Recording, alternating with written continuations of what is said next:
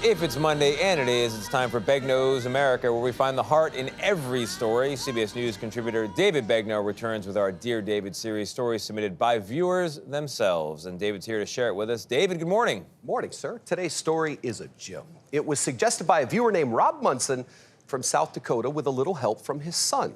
We'll get to that in a moment.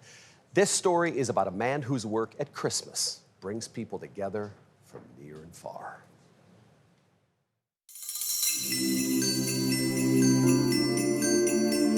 Nestled in Nora, South Dakota, population 2, sits a defunct general store that comes alive once a year. At Christmas. Second verse.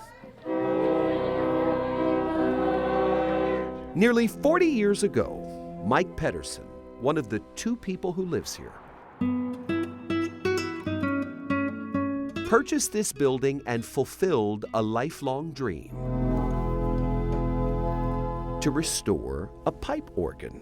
Now what am I going to do with it? I'm a bachelor. I don't have a wife and kids to come down and listen to Dad serenade them. So Mike put an ad in the local paper, inviting people to join him in singing Christmas carols while he played the newly rebuilt organ.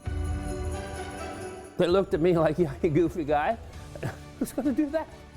Well, the rest is history. From nearby towns across South Dakota to neighboring states like Minnesota, Nebraska, and Iowa, Welcome to Nora. tens of thousands of people have joined Mike to share the joy of holiday music. Jingle bells, jingle bells, jingle all. Mike and his pipe organ have performed every Christmas here for the past 35 years. And thanks to Dylan Munson, whose parents first brought him and his brothers here to the Nora Store back in 2015, we can take you back in time.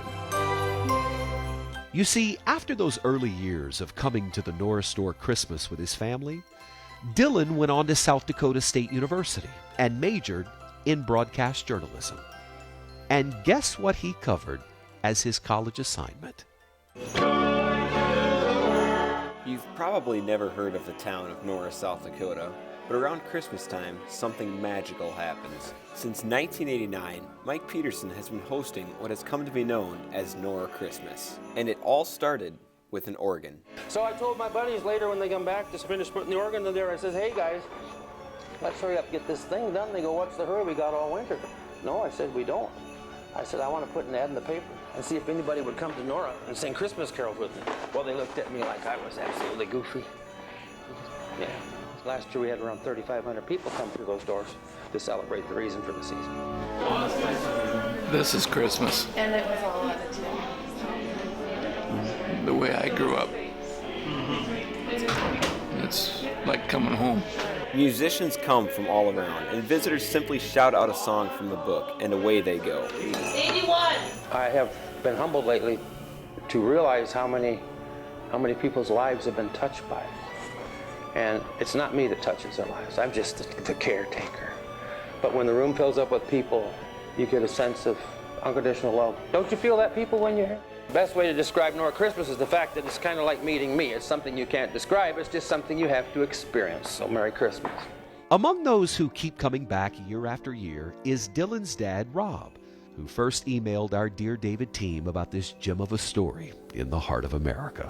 I've told people, I said, when you come here, it's like stepping into a Norman Rockwell picture. Just everything, the small little town, the country store, the potbelly stove, just everything that's here is just a time that we don't have anymore.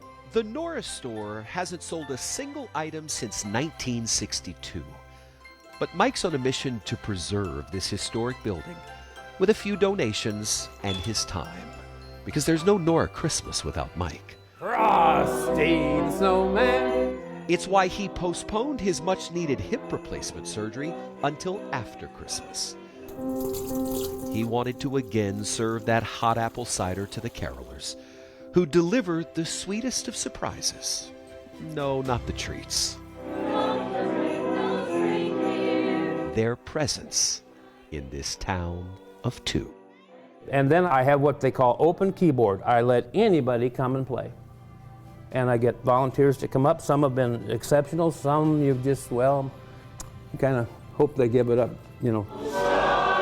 Well, Mike, here's hoping you never give it up. Well, I said, by God's grace, as long as I'm living at Nora, I'll do this.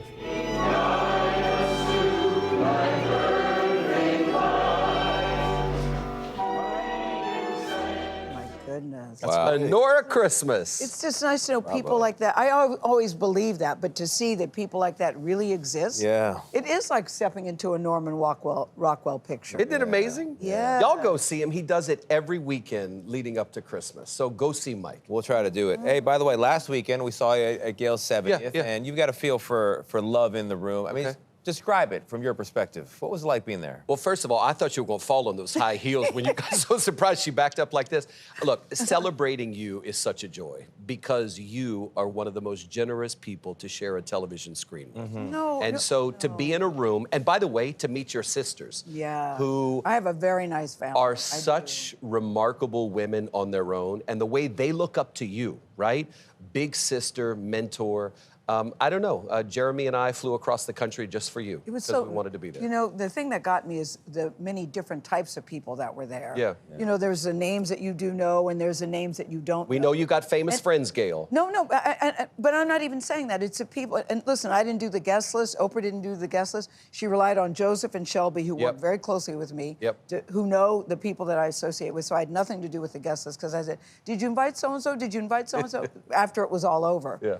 But I was so touched by the feeling of love that I felt in the room and the celebration. I'm telling you, David, I will never, ever forget it. Everywhere I turned, there was someone that, I know you, I like you, I can't believe you're here. It's a testament to each and every one of your 70 years, because there are people who knew you from your sisters all the way through, people who met you a year ago. And I really felt it. I was People so kept glad to saying see to you me, and is Jeremy. she really 70? Yeah. That's right. That really is. You feel There's also just that. fine about it, That's too. I won't don't be crack. when I'm 70, Miss King. Yeah. Black don't crack. Try the percussion. You know what I'm saying? Black don't crack, Gayle. All right.